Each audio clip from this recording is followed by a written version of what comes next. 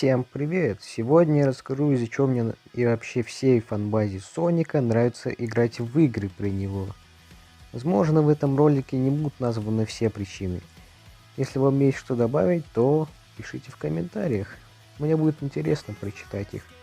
Но перед тем, как начать, я попрошу вас сделать очень сложную вещь. Подписаться на мой канал. Извиняюсь, что затянул. Итак, мы начинаем. Я думаю, это одна из самых основных причин.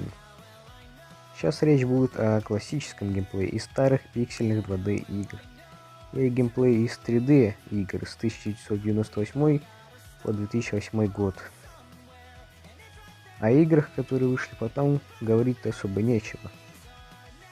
2D игры я люблю за то, что, во-первых, с них начинал знакомиться с играми про Соника, во-вторых, старые игры не проходились так легко.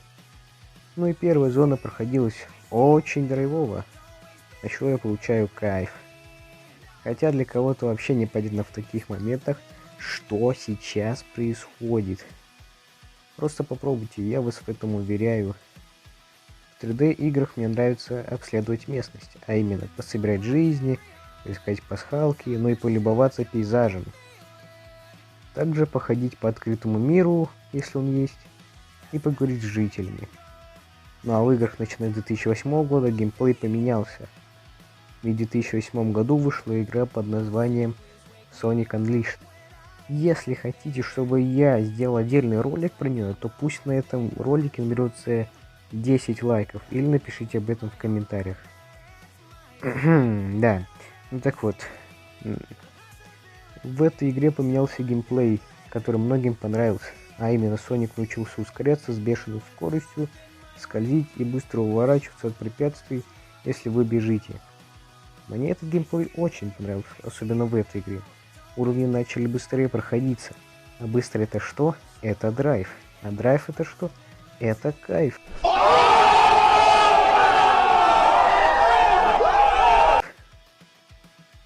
Но потом с каждой игрой этот геймплей становился все хуже и хуже. Но об этом как-нибудь в другой раз. Ну а мы продолжаем. Музыку в играх про Соника я люблю из-за того, какая она атмосферная. Есть как и приятные и спокойные мелодии, из-за которых играть становится комфортно.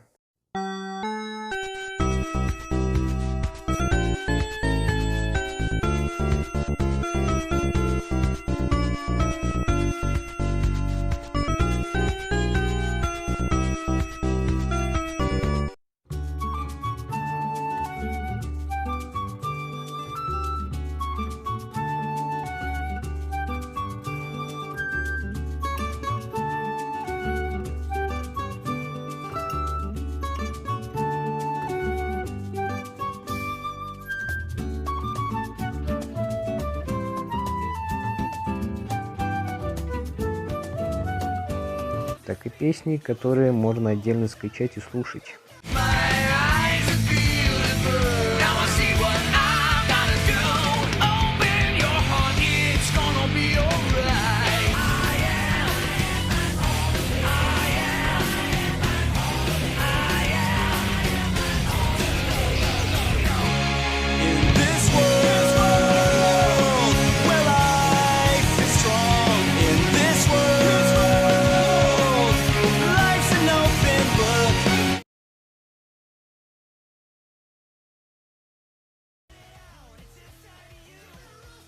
Я даже не думал, что это скажу, но да, в играх про Соника есть сюжет.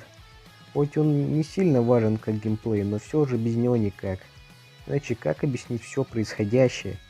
Сюжет бывает хороший, как в Sonic Adventure или Sonic Battle. Также бывает урезанный сюжет, как Sonic 2006 и Sonic Forces. Но лично для меня так. Если у вас другое мнение, пишите в комментариях. Ну а мы переходим дальше. Я уверен, что не все бы играли в какую-нибудь игру или смотрели фильм, если бы им не нравились персонажи.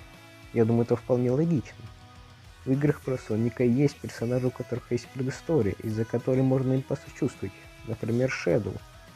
Еще есть персонажи, которые очень симпатично выглядят. Например, Руш. Прям больше скажу, она не просто симпатичная, она... Секси. В общем, персонажи в Сонике мне очень нравятся. Правда, в последних играх их характеры изменили в худшую сторону. Ну ладно, давайте не будем о плохом, а вместо этого перейдем к последней причине. В играх про Соника в начальной заставке кратко описывали сюжет игры. И самое главное, заставки очень хорошо выполнены. Они работают, а именно еще до того, как вы начали играть, сразу становится понятно, о чем эта игра. Ну и плюс крутые песни. Ну а на этом у нас сегодня все. Ставьте лайки, подписывайтесь на канал и на колокольчик нажимайте, чтобы не пропускать новые видео. Ну а также можете написать в комментариях, про что мне делать новое видео. Я прочитаю, подумаю, может быть сделаю. Всем спасибо за просмотр. Пока.